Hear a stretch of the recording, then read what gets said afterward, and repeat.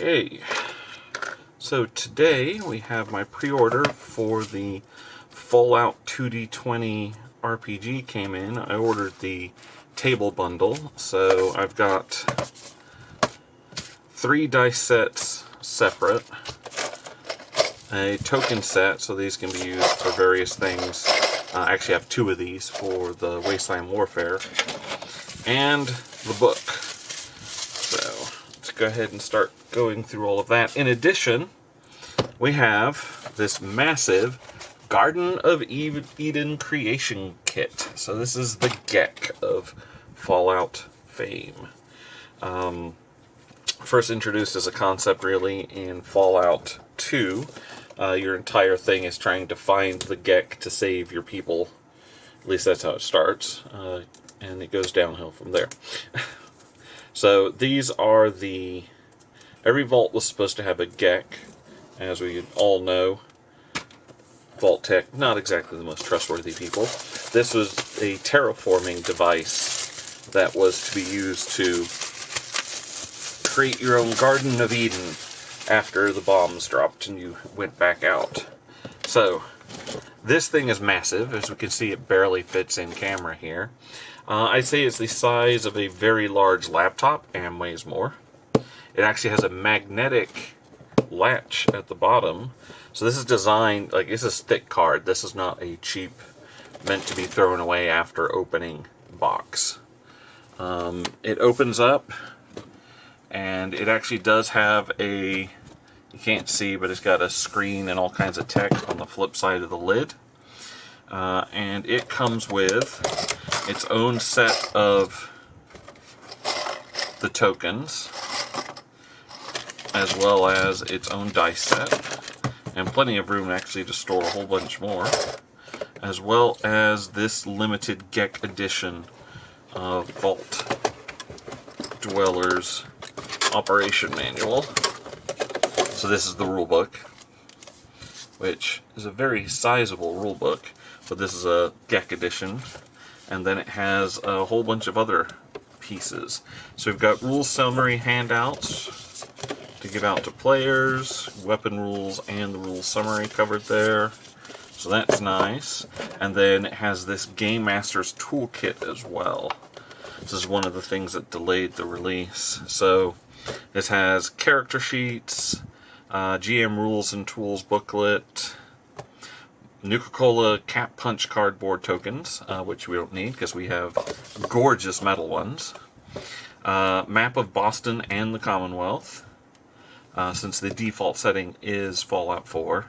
And more reference sheets, it looks like. So let's see if that's true or if it's just the same ones that are separate. Actually, I think it may be that the reference sheets are separate. I think there was an update that was the reason it was delayed, is the reference sheets didn't come with the rest of it, and so they had to wait on that. So this is the GM's Toolkit.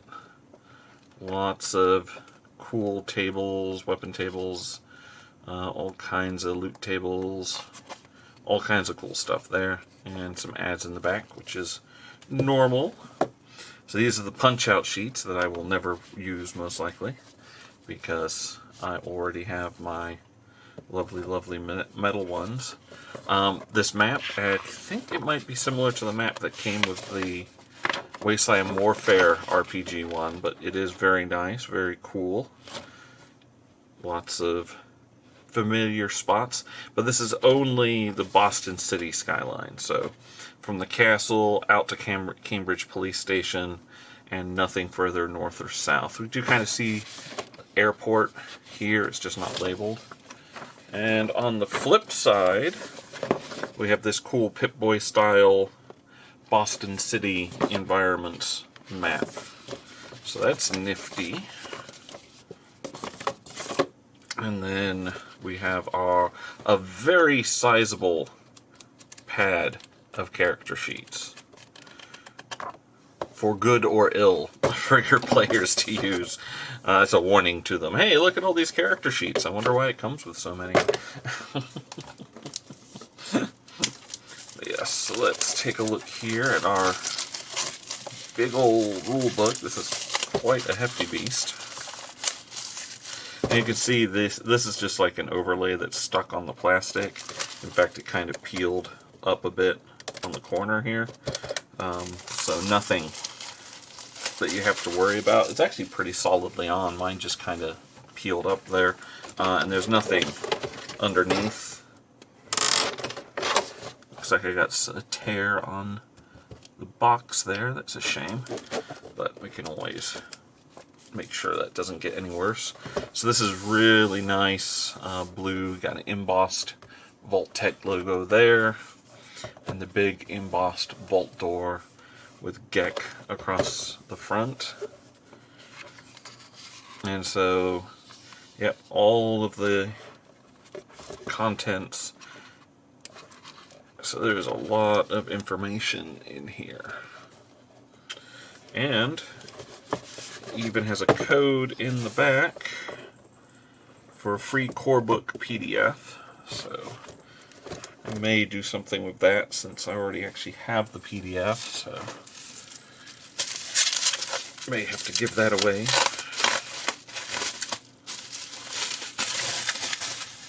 And then this is the regular version. So the nice thing is that the table edition does have 2 books. You can have the players one and one just for the GM, so you don't have to pass around the one book. I got this because it's much easier just for one person to own it all and then hand it out. But yeah, so same contents, see, same, really nice. I mean, look at the artwork in here is fabulous. Modiphius does a great job on their RPG stuff. For anyone who isn't familiar, they do the the Star Trek RPG.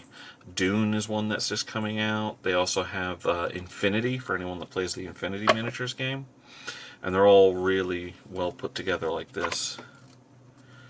But yeah, you can see lots of information, chems, the whole 9 yards.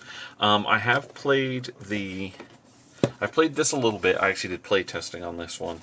And I also have played the Wasteland Warfare version. Oh, that's nice. Both books fit nice.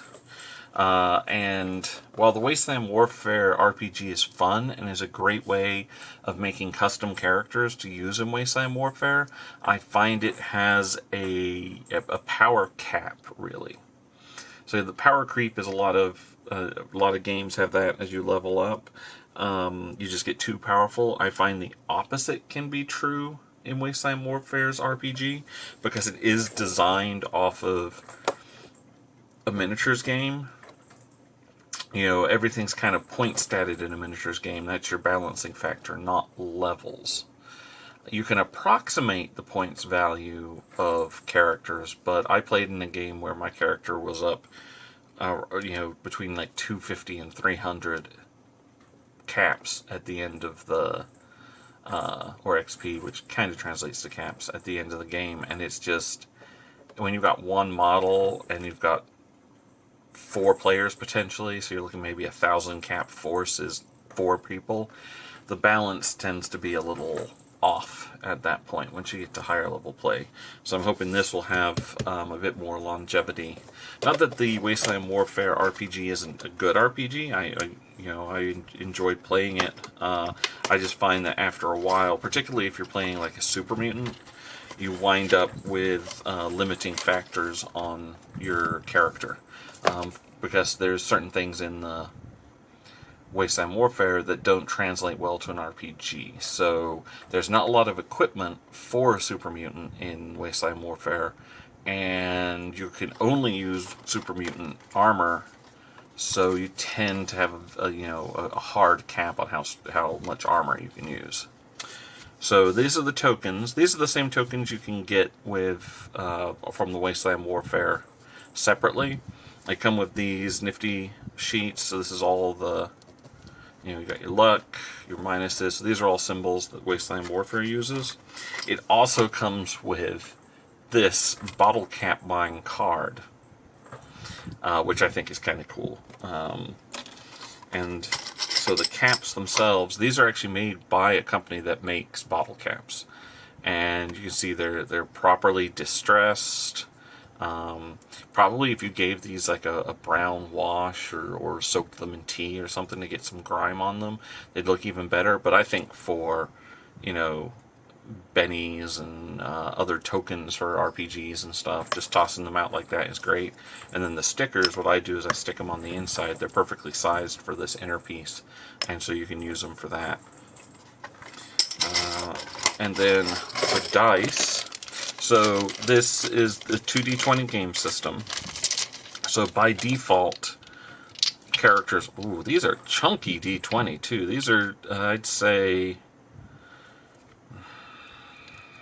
15-25% bigger than your normal d20. Yeah, that's... You can tell just by listening to that. So, the 2d20 system, when you're making a test, you're rolling 2d20. You're normally trying to get skill plus stat. So if your stat is a 7, your skill is a 3, you're looking to get a 10 or less. And so that's the basic mechanic. Each roll on here would be a success, so that's a success. And then a 1 is a critical, so that would count as 2, I believe. And in fact, if you're using something called a tag skill, so one of your preferred skills, if you roll equal to or less than the skill rank, then it's a critical, so 2 successes. So in my other example, if I rolled a 3 and a 9, that'd be 1 success here, and then 2 successes because this is equal to the skill of 3 or less.